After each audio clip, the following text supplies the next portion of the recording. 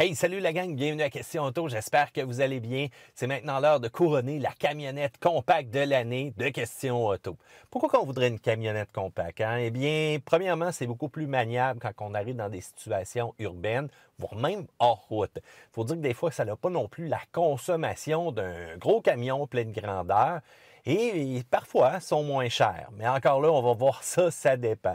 Je dois vous dire aussi que la camionnette compacte, c'est parfait pour ceux-là qui a juste un petit peu de remorquage à faire, pas nécessairement de grandes roulottes ou encore vraiment de grandes charges à l'arrière.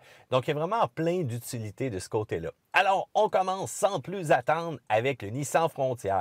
Oh, que ça commence rough parce qu'on s'entend, le Nissan Frontier, ben, il n'est pas d'hier. Ça fait très longtemps qu'on l'a dans le décor. C'est probablement un des véhicules les plus vieux qui a jamais été retouché. Pour 2018, caméra de recul sur tous les modèles, l'air climatisé et régulateur de vitesse de base. Je pensais que c'était disponible sur tous les véhicules, ça. Eh bien, on est retardé, hein? Les éditions Minuit ou encore Midnight, ben, on ajoute des accents de noir, ça donne un petit look. Mais on s'entend, le Frontier vieillit un peu. Cependant, la version Pro 4X est quand même capable en route. On a encore le choix d'une transmission manuelle ou encore d'une automatique. La fiabilité est prouvée avec le temps. Cependant, je vous rappelle que c'est archaïque. L'économie d'essence est vraiment pas là. L'intérieur, c'est plastique, puis ça se promène comme un truck des années 80. On peut supposément remorquer 6290 livres avec ça. Pas sûr, hein? Je vous le dis tout de suite. En tout cas, faites attention. Mais il y a quand même de l'espoir. On s'attend à un redesign extrêmement bientôt pour le Nissan Frontier. Et regardez ce qui se fait ailleurs. C'est quand même pas mal plus le fun à l'œil. Un autre compétiteur, eh bien, c'est le Honda Ridgeline.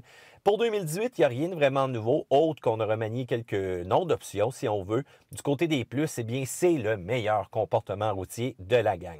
Les options cool comme les haut-parleurs dans la boîte, voire même l'espace de rangement sous la boîte, ça c'est intéressant.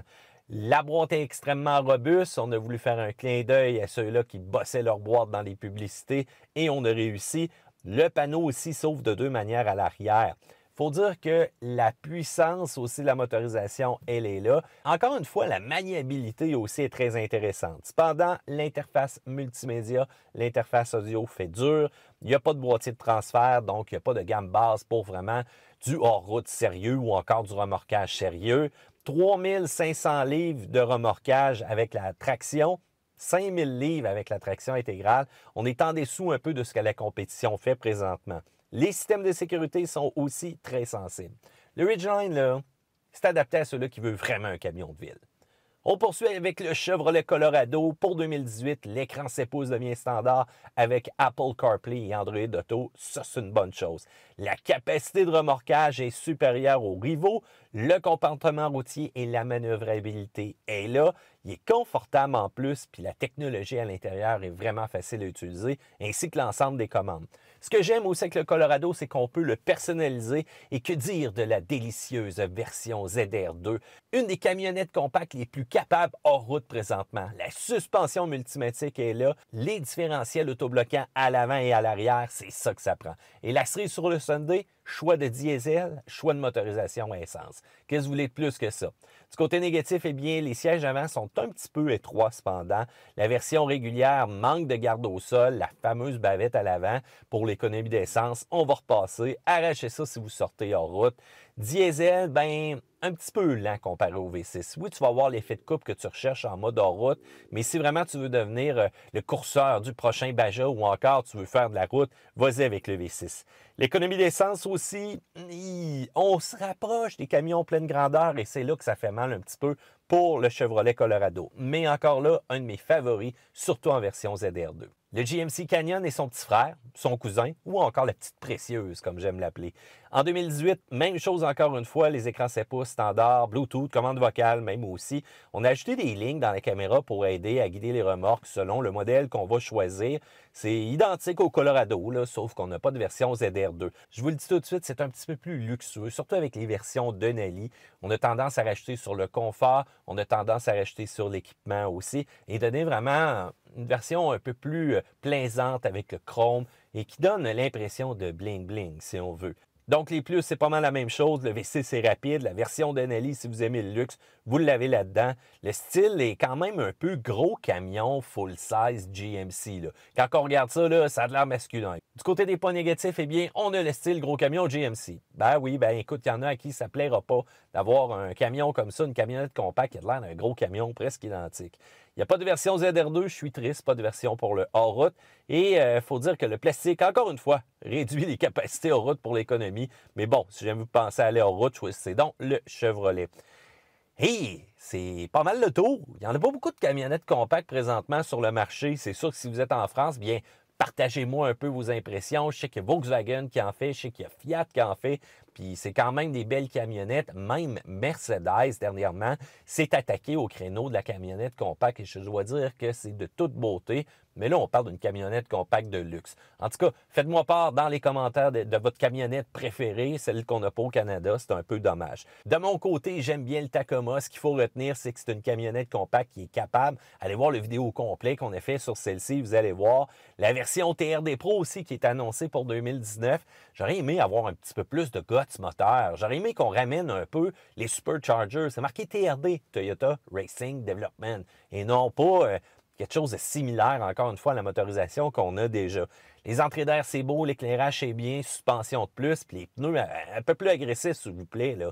Il y a du KO2 qui existe, il y a du Duratrac, il y a plein de pneus qui sont accessibles pour les manufacturiers là-dessus. Puis sinon, ben pourquoi pas oser avec quelque chose d'un peu différent, voire même de unique, ou pourquoi pas donner le choix au consommateur d'aller vraiment dans le pur mode ou encore le all-terrain.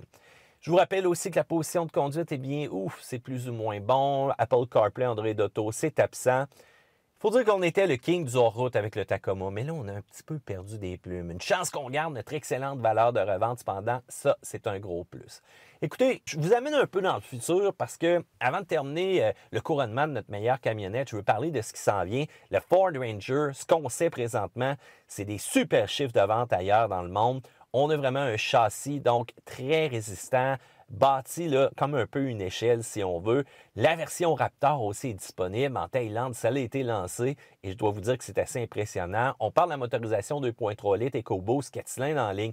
Et là, c'est un moteur qui est capable de faire entre 280 et 310 HP, puis 300 et 350 livres de couple. Donc, avec une version Raptor, pourquoi pas booster ça un peu? Je ne sais pas si on va amener le diesel comme il y a partout ailleurs, mais bon, j'ai hâte de voir. La 10 vitesses est là. On a des Dana Track-Lock, les différentiels, donc qui vont permettre de gravir des montagnes de manière assez impressionnante. Et un sélecteur de terrain qui nous permet de passer en mode normal, en mode boue, en mode gravel, en mode neige, peu importe. On va même faire attention à pelouse s'il faut avec ça. Un autre qui est très attendu, mais qu'on a tombé un peu dans l'oubli, c'est le fameux Jeep Wrangler Pickup. Qu'est-ce qui se passe avec ça? On l'attend encore. Jeep, c'est la vache à lait de FCA. Sans Jeep, OK, Ram aussi, ça ferait dur, on s'entend. Là, on vend les deux modèles en plus de Jeep en même temps pour la transition. J'ai hâte de voir qu'est-ce qui va arriver. Est-ce que le Jeep Pickup va booster les ventes? Et je ne sais pas. On va débourser encore plus, ça c'est sûr, pour l'avoir. On vise avril 2019 pour le dévoilement. On avait dit 2018. Ça fait couler beaucoup d'encre, mais encore là, je ne sais pas ce qui va arriver avec celui-ci. Votre avis? Eh bien là, OK, c'est le temps de couronner le gagnant, la camionnette compacte recommandée par Question Auto. Mon choix va vous surprendre, mais dites-vous que si j'aurais mis la fiabilité en premier, ça l'aurait changé. Si j'aurais mis les capacités hors route en premier, c'est exactement le top que vous auriez là. Et si j'aurais mis le comportement routier en premier, ça l'aurait encore une fois changé. Ça n'aurait pas été le même gagnant. Cependant, on regarde le tout. Motorisation, équipement, technologie et surtout capacité quand c'est le temps d'une camionnette compacte. Je vous laisse sur le gagnant donc de la camionnette compacte de l'année de Question Auto. J'espère que vous avez apprécié. Et on se dit à une autre fois. Abonnez-vous. Pouce en l'air. A plus, gang.